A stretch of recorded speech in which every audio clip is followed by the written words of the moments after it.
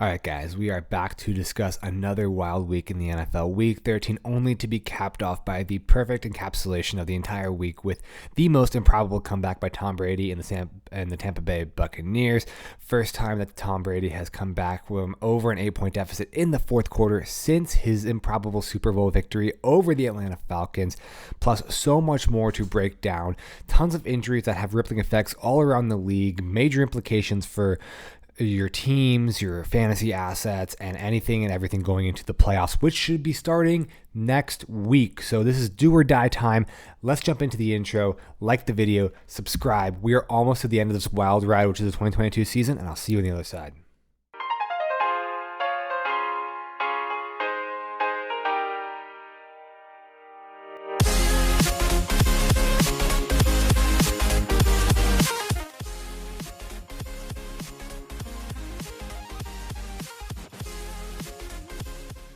Welcome back into TwinTakes Fantasy Football, and boy, this was just one of the most insane weeks I can remember in recent history for both some really, really good reasons and some really, really bad reasons. We had two of the most highest point scoring teams in the Detroit Lions putting up 40 points and the Cowboys laying a 50 burger on Sunday Night Football against the Colts. But then we also have some really devastating injuries that we had to talk about. We had the debut of a pretty ill-contented quarterback, as well as some other pretty abysmal quarterback play around the league. We have some guys who are rising towards the end of the season, some guys who are falling towards the end of the season. But again, this is do or die time. We have one more week. I know a lot of people are fighting for that last playoff spot in their leagues in order to give yourself a chance at winning the league. So if there's any week that was important to really predict players and get into kind of the mindset of who's going to be a starting caliber player, who's going to win us their fantasy games, who do we really need to analyze, and how their impact is going to go going forward based on the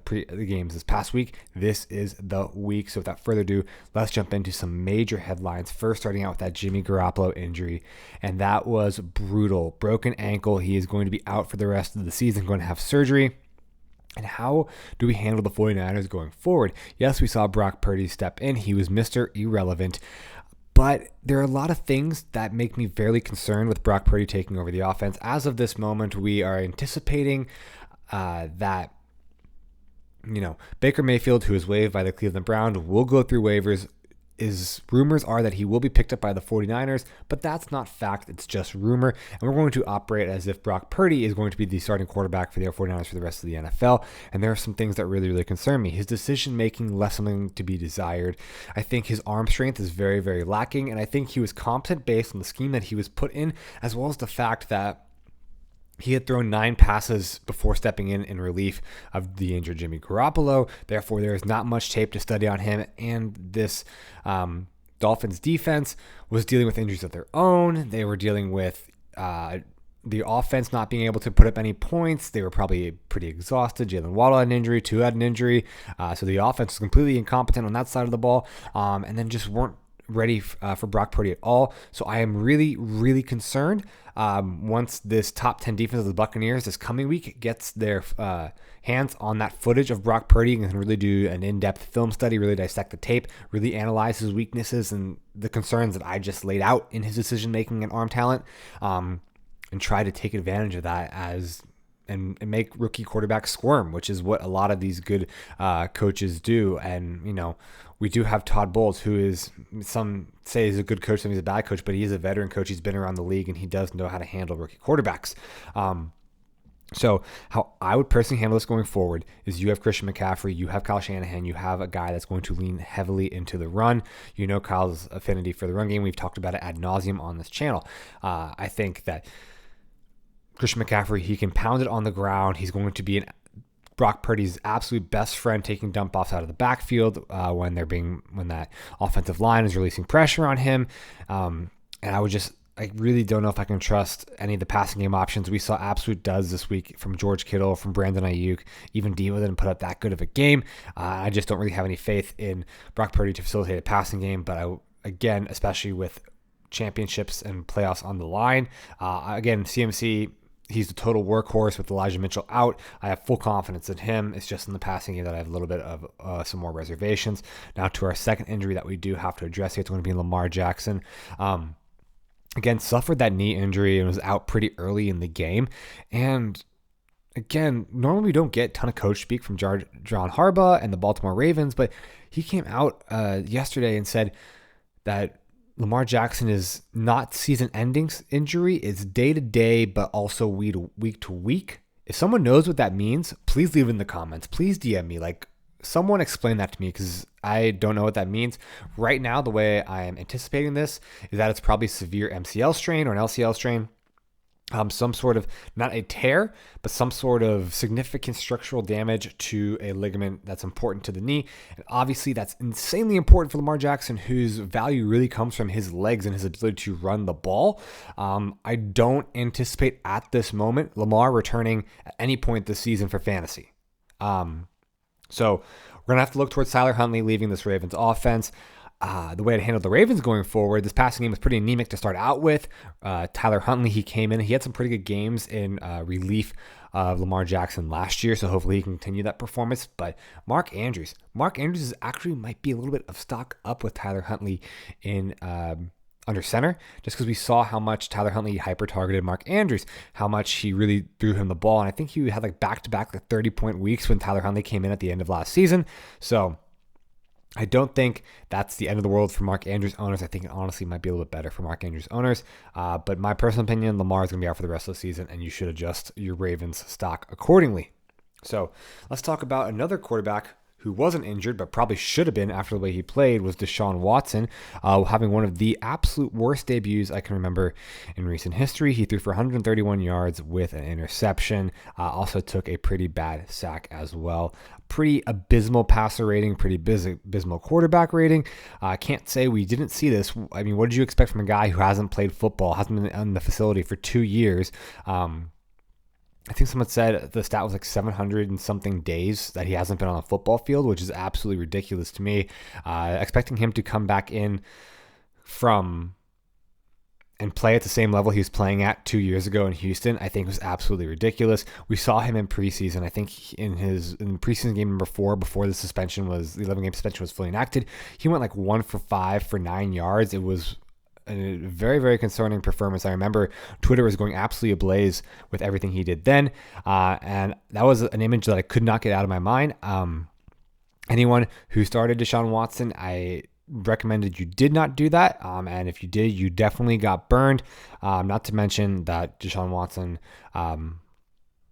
he's going to have an uphill battle wherever he goes. I mean, you saw that they brought 10 of the alleged victims to Houston for a box to watch the game. I mean, I'm sure all you guys saw all the Twitter videos and TikTok videos of the absolute harassment that was being slung on him from the crowd. I mean, this is just a guy that, you know, he handled the situation really poorly. He committed a very foul act, in my opinion, and he's never going to get the benefit of the doubt. He's going to be harassed by NFL crowds for years to come. It's probably the same way, again, Houston, I don't know what's going on in Houston, but the same way that people still continue to treat the Astros as cheaters to this day.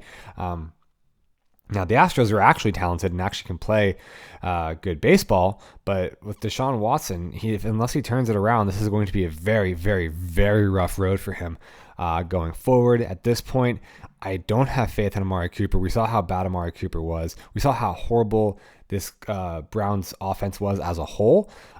So I'm very, very concerned with any Browns asset until I can see some actual production and competence at the quarterback position from Deshaun Watson.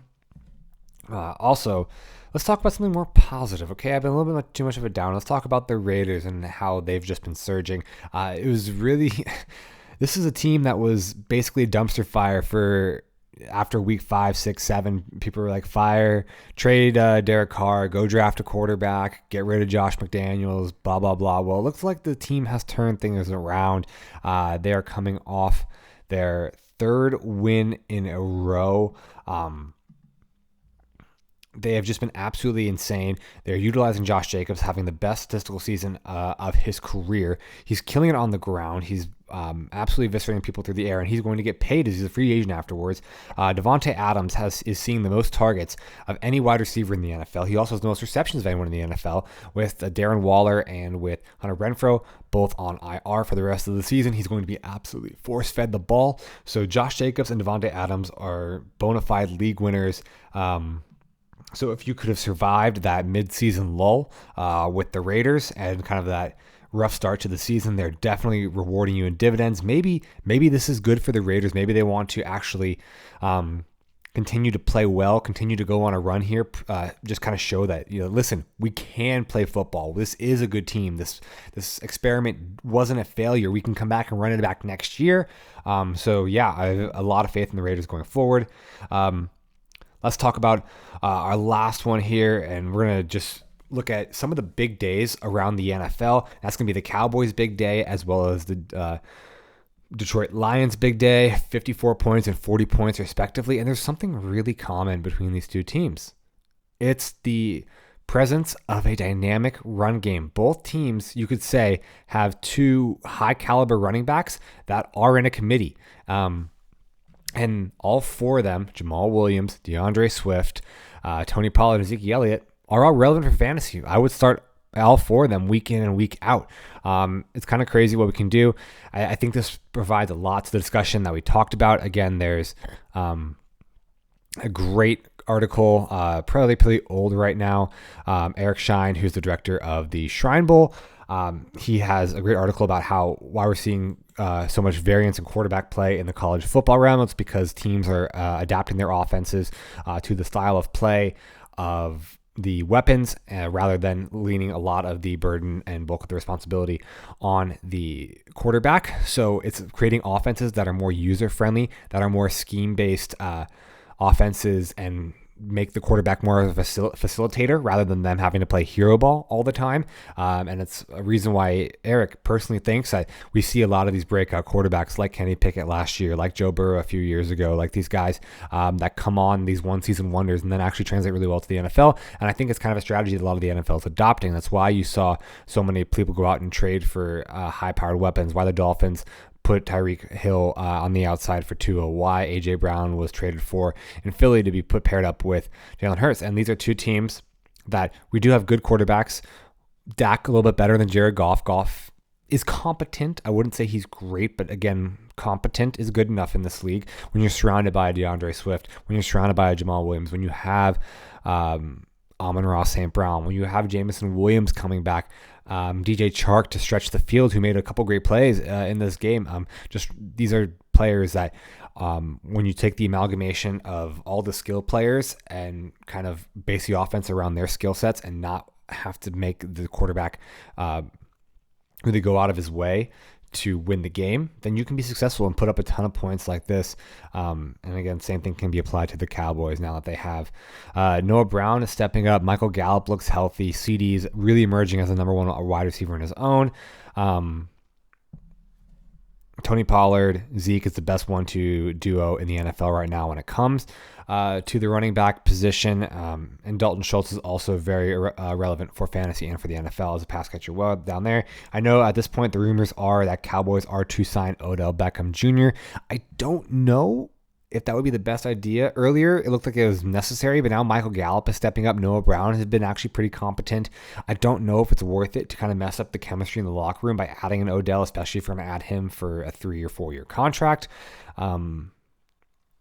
But, again, we saw how mature Odell was when he came into the Rams last season, how much he's grown as a player. And obviously, if this was Diva Odell from his Giants days, I would say absolutely not. Do not sign him. I think just given the way he operated within the Rams last year, he's actually been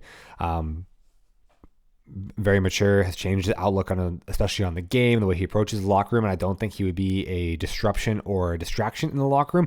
The only question I would have for him is he fully recovered from the ACL? Because that was only about 9 months or so ago, and that was the second ACL tear that he has suffered on that knee. So typically, the second time you have those ACLs, they take over a year to recover. So if I was Jerry, I'd be very concerned about, testing out his knee, making sure he can run routes, seeing what the health is, like seeing what he can provide on the field, because I don't know how healthy his knee actually is. I'm sorry.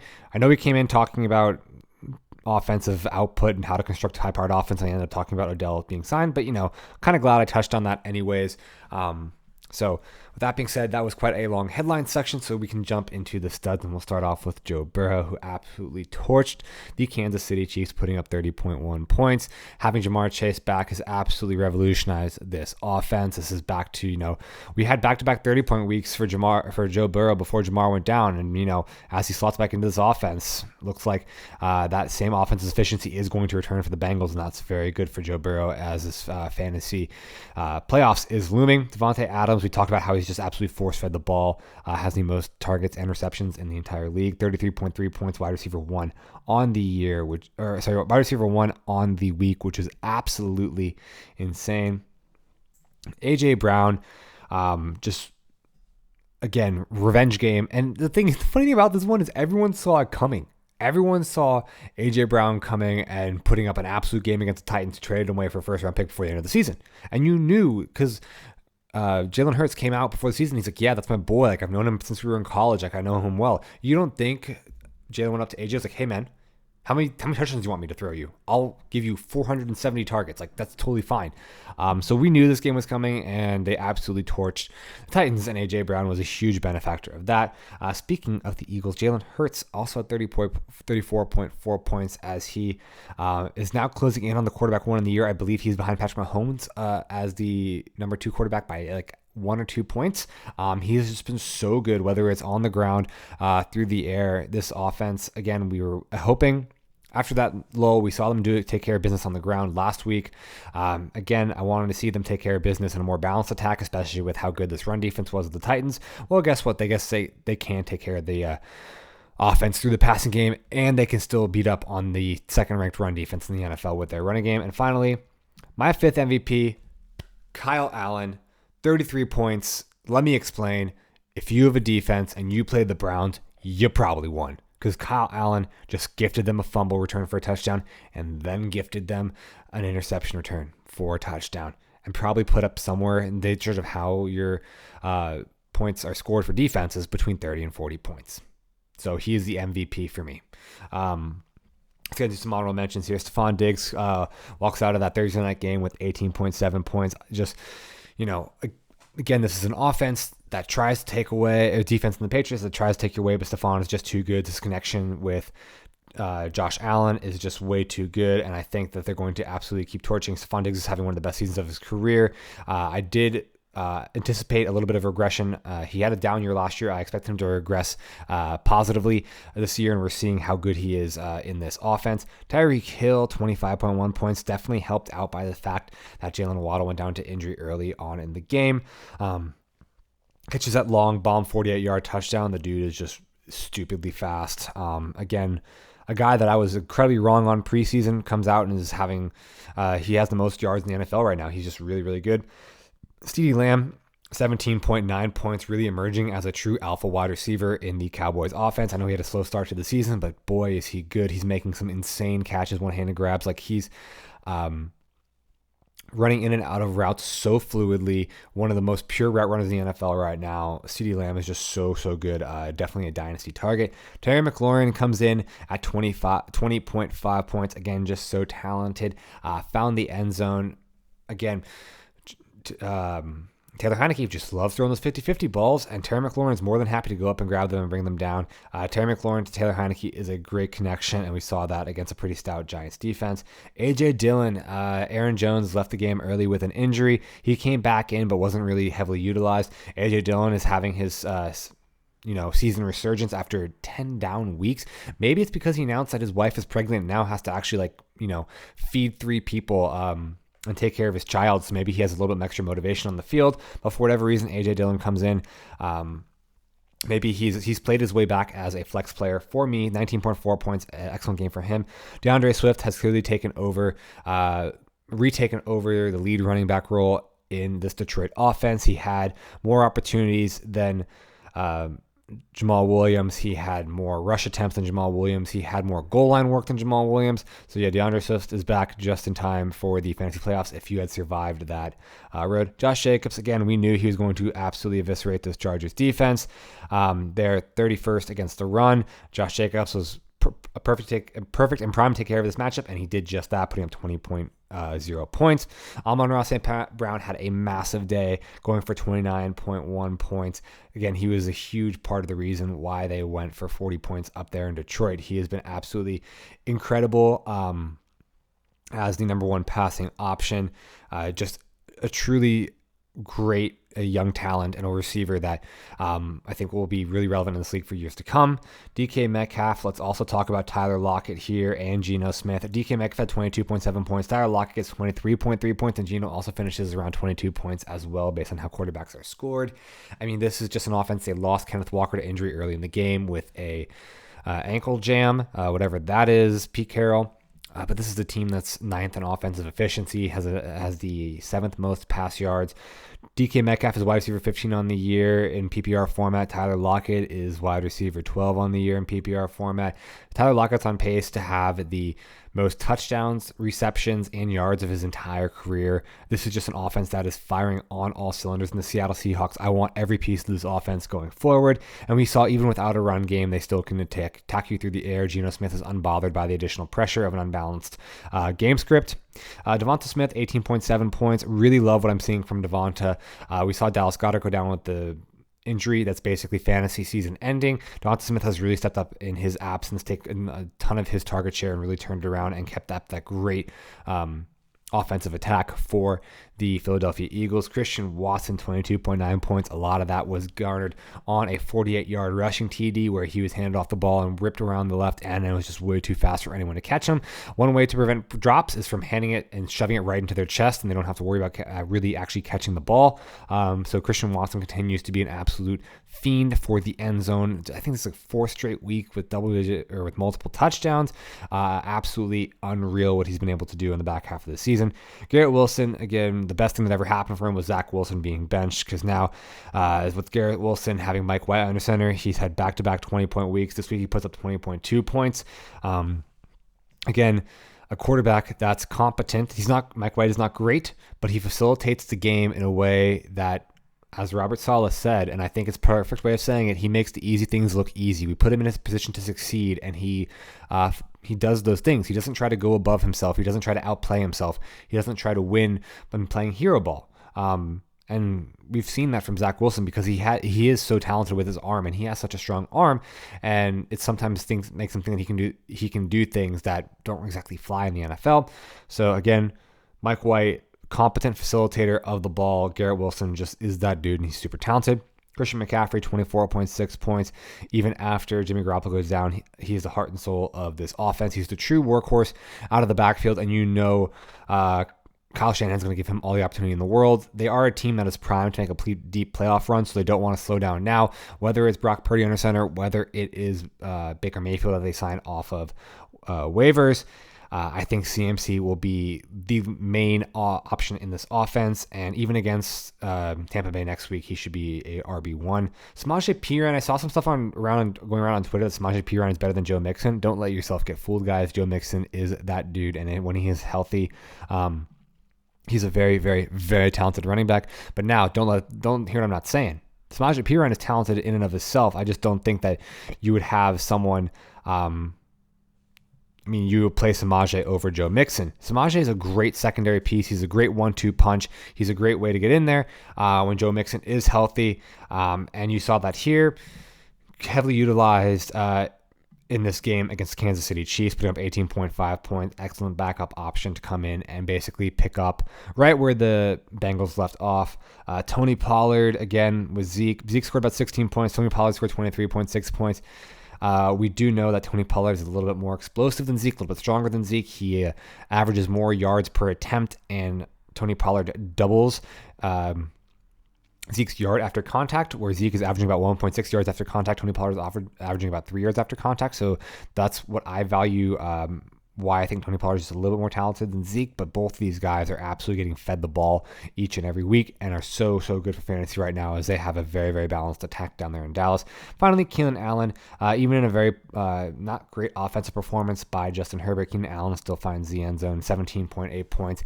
Again, is the alpha in that wide receiver? Is the alpha wide receiver in that offense is going to find himself just peppered with targets from Justin Herbert. He saw 14 targets this past week, and I can only imagine that continues to trend upward going forward.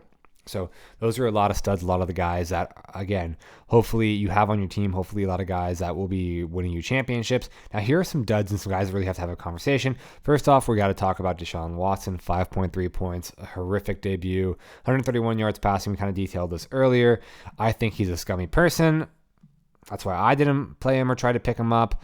But apparently he's been struggling. Again, not something you would expect regression if not playing on the field for 2 years. This trade is looking very bad right now. We'll see if Deshaun Watson can turn it around, if he can, rehab both his game and his image.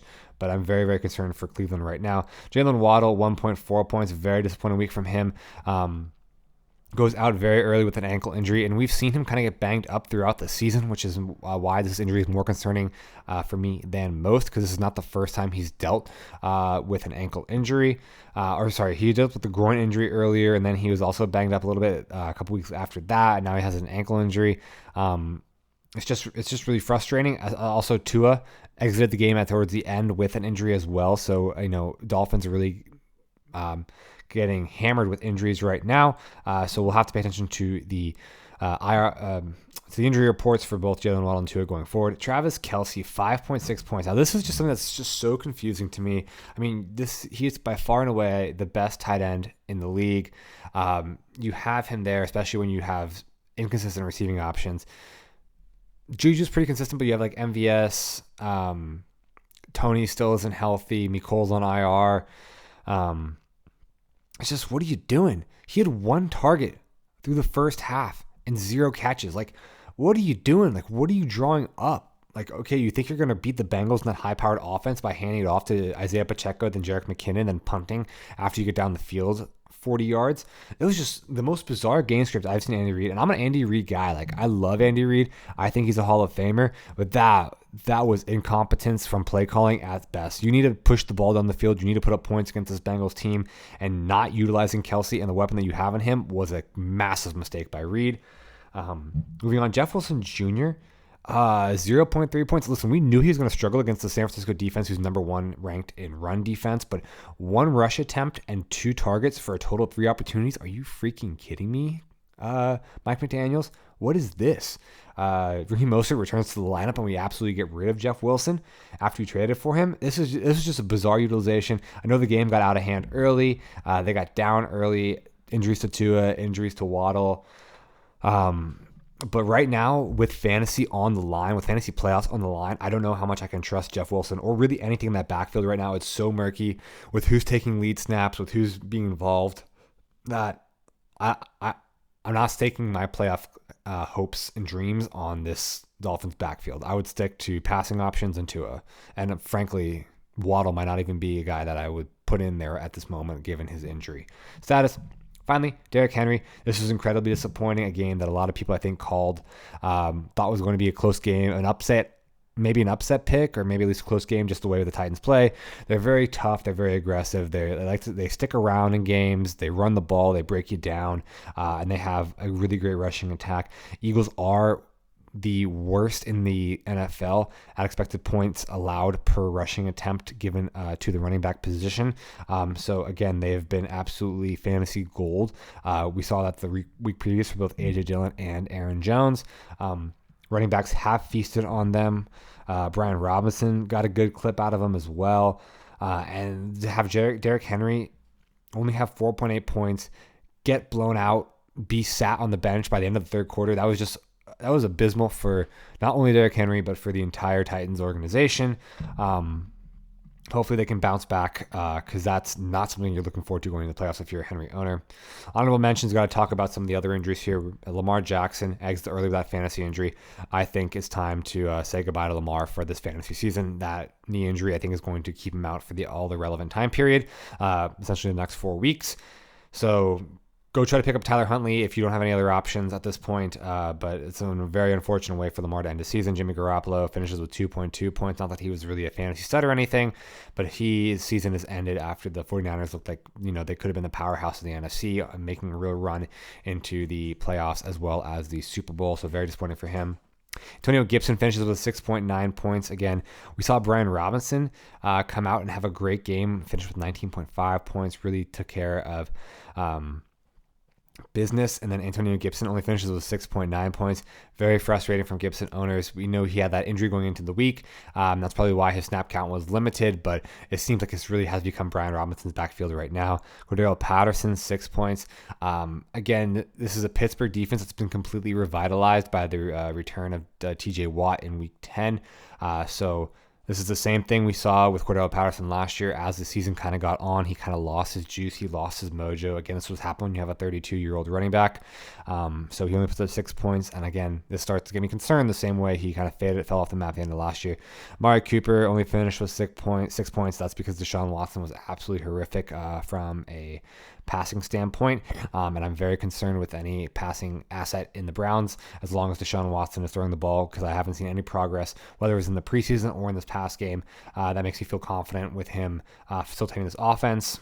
Literally, the only points that were scored on offense was a field goal. Everything else, they scored 24 points, and 21 of that was defensive and special teams. George Kittle, 3.2 points. Again, huge regression from the passing game with Brock Purdy under center. I'm incredibly concerned about his arm strength, and I think he was able to facilitate the offense competently because, it was not a person that the Dolphins had prepared to play against. But now with people getting film on him and being able to analyze his weaknesses, I don't have very much confidence in this passing game.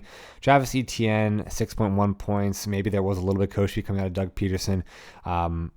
With that coming back a little bit early from that ankle injury. Again, another thing that's also you kind of saw this coming. We talked about this. I had said personally I thought Christian Kirk would have a higher fantasy output day than Travis Etienne, and I was right. He doubled Travis Etienne's output with 13 points. Travis Etienne 16.1 points. This has been a Lions defense that has low-key been very good against the run the past 4 weeks. Shut down Saquon Barkley, shut down Aaron Jones, shut down Devin Singletary. So yeah, it's a defense that's really emerged in the latter part of the season. George Pickens, 0.7 points. This is Kenny Pickett throwing the ball. He's still a rookie. He still has a lot of struggles. He still holds the ball for way too long. Still making terrible decisions with the ball. A lot of George Pickens' production has come on the fact that he does a lot. Like, he makes incredible catches, but he's averaging 2.5 catches per game, which is not enough to sustain fantasy production. And when you're averaging that, you're going to have dud games like this. Michael Pittman Jr., 2.6 points. Again, this Colts offense is absolutely horrific. Matt Ryan is so turnover prone that they can't hold on to the ball for more than 4 or 5 plays per drive. They're averaging, I believe, something in the nature of like 20 yards per drive, which is by far and away the worst in the NFL. So Michael Pittman, there's so much talent, so much opportunity. A guy that was super high on coming into the season only finishes with 2.6 points, and I don't know how much I can trust him going forward. Kenneth Walker, the third, 3.6 points. It exits with an ankle jam.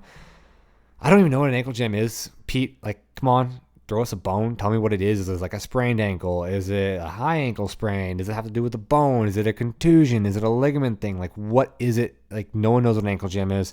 I expect him to be actually out for a couple of weeks. So guys who have been riding the high of the Kenneth Walker experience, unfortunately, that might be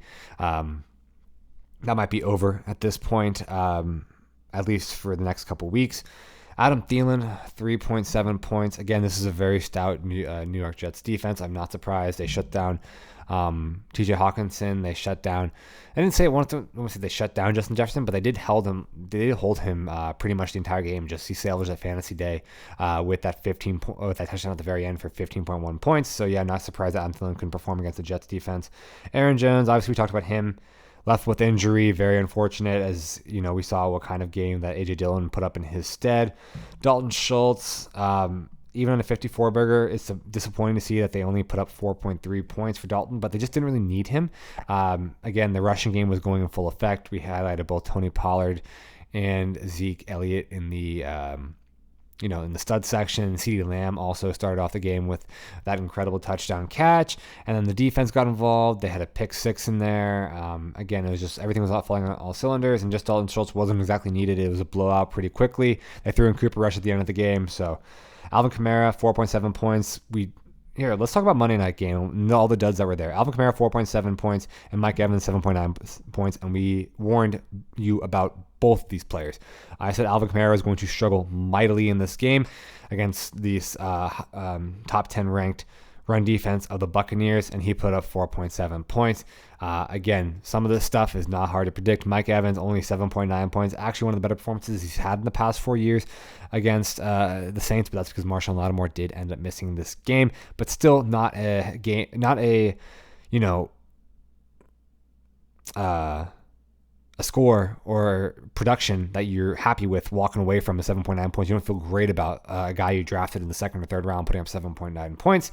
So hopefully you guys pivoted like we advised. So let's just really we're running a little long here. It's a crazy week that I recap, but let's jump really quickly on waivers. Jameson Williams, he has been activated from the injury report. They have a 21-day window to reclaim him to the team. He has been on the field. Even Jared Goff said, like, this dude is the fastest guy I've ever played with. Like, he has another level to his game, more so than Todd Gurley, Cooper Kupp, and Robert Woods. I mean, he was just like raving about him. So I think if he gets incorporated into this offense, it could be incredible. He's a guy that I kind of want to. If you have a spot to stash a guy, Jameson Williams, dude, go pick him up. He's going to be scary good. Just from all the hype coming out around him. Hopefully he's back on the practice field. He has been participating in non-contact drills. So, maybe not this week, but the week after, could be a sneaky playoff guy. I am so excited for Jameson Williams. So freaking excited to see him play on the field. Obviously, James Cook, we saw on Thursday night the transition from Devin Singletary to James Cook. James Cook he was out there for 10% more of the snaps than Devin Singletary was. He had 3 more touches from the backfield and a total of 7 more opportunities than Devin Singletary had. So this was the changing of the guard up in Buffalo, where James Cook is probably going to be the main back going forward. So if people have dropped into the waiver wire, you can probably pick him up and hopefully utilize him as a running back going forward. This next one, I hate that I have to put this on here. But Trent Sherfield, we saw him be heavily utilized in Waddle's absence. Again, we don't know what's going on with the run game. Both Jeff Wilson and Raheem Mostert were very disappointed this past week. Jalen Waddle is obviously questionable with that injury. If he doesn't go next week, Trent Sherfield could potentially be a really deep flex option lining up alongside Tyreek Hill. And I do this next waiver wire for you guys and took one more year off my life, as I'm going to talk about a Rams player, and it's going to be Cam Akers. Cam Akers finally had a great game, coming out for 18.5 points against the Seattle Seahawks. To be fair, the Seattle Seahawks are 27th against the run, and it only took every other freaking person on the offense, including the entire offensive line, both of the starting wide receivers. I think actually Van Jefferson's out now, so it's like all 3 starting wide receivers, the quarterback going down, we're dropping one runner back for Cam Akers to be relevant again. Make of that what you will. But in desperate times, come for desperate measures. You can try to get on Cam Akers. And we'll look at a guy from the tight end. We always try to give you a good tight end streamer. And this week is going to be Noah Fant. With Kenneth Walker going down, again, I anticipate him missing a couple weeks. They're going to have to find other guys to utilize in that offense and step up and take opportunities away from what Kenneth Walker was doing. Noah Fant clearly looks like that guy. He was out there for over 50% of snaps. He had the most targets out of the tight ends. He found the end zone. He had a really, really good game. And he can definitely have a decent amount of production alongside both Tyler Lockett and DK Metcalf. So that's the last guy I will put on this waiver report. Hopefully you can, stash some of these guys, and hopefully if you have any questions for week 14 and you are in desperate need of playoffs, please put them down below in the comments. I'll be checking and can reply and try to give you some advice. But again, we'll break down in a couple days, look at the matchups. Should be I know it's going to be a lot of issues. There's going to be a lot of teams on bye. Unfortunately, again, Christian Watson, those waiver wire guys, Justin Fields is going to be on bye. So, a lot of bias to deal with. So we will break down what teams you need to look at, what matchups you need to exploit, guys I'm really looking forward to, guys I'm going to stay away from. Again, the most crucial week preview we will have is coming up in 2 short days. So again, and then also we'll review all the sleeper stuff on there too, because that's always super fun. So again, thank you guys for watching. I know this was a longer episode, but I wanted to make sure I covered all this content in depth. I will see you back here in 2 weeks. Take care. 2 days. Take care.